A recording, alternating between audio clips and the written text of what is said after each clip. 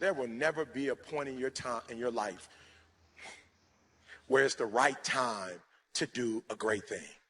If you're waiting for that perfect moment, that perfect timing, it's not going to happen.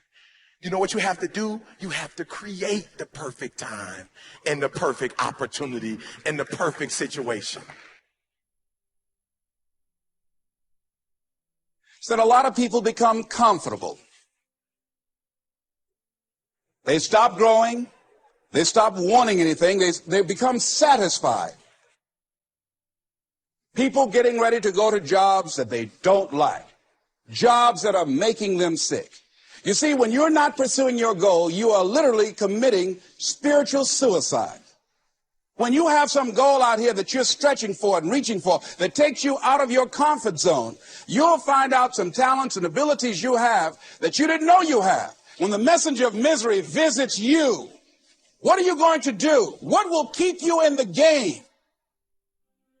Unless you attempt to do something beyond that which you've already mastered, you will never grow. What is it that you looked at some point in time and you decided that you couldn't do it, that you talked yourself out of it? Most people take their greatness, take their ideas to the graveyard with them.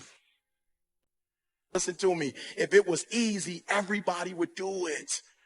There are people right now who are working who don't want to work. There are people who hate their jobs, but they keep getting up to do it. Wealthiest place on the planet is the graveyard. Because in the graveyard, we will find inventions that we never, ever were exposed to. Ideas, dreams that never became reality.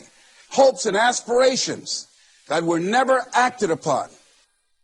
You will never, ever be successful until you turn your pain into greatness, until you allow your pain to push you from where you are to push you to where you need to be. Stop running from your pain and embrace your pain. Your pain is going to be a part of your prize, a part of your product. I challenge you to push yourself.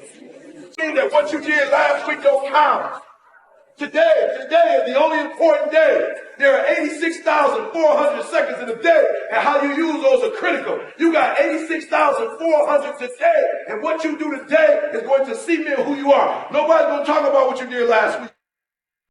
That the biggest enemy you have to deal with is yourself. There's an old African proverb that says, if there's no enemy within, the enemy outside can do us no harm. You have this opportunity of a lifetime. It means absolutely nothing if you don't take advantage of it in the lifetime of this opportunity. I got a saying that when life knocks you down, try and land on your back, because if you can look up, you can get up.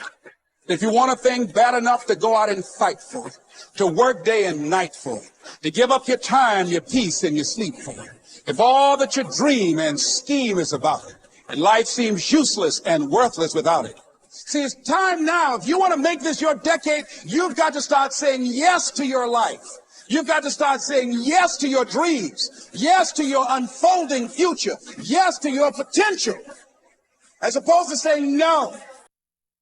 You have this opportunity of a lifetime. It means absolutely nothing if you don't take advantage of it in the lifetime of this opportunity. I got a saying that when life knocks you down, try and land on your back, because if you can look up, you can get up.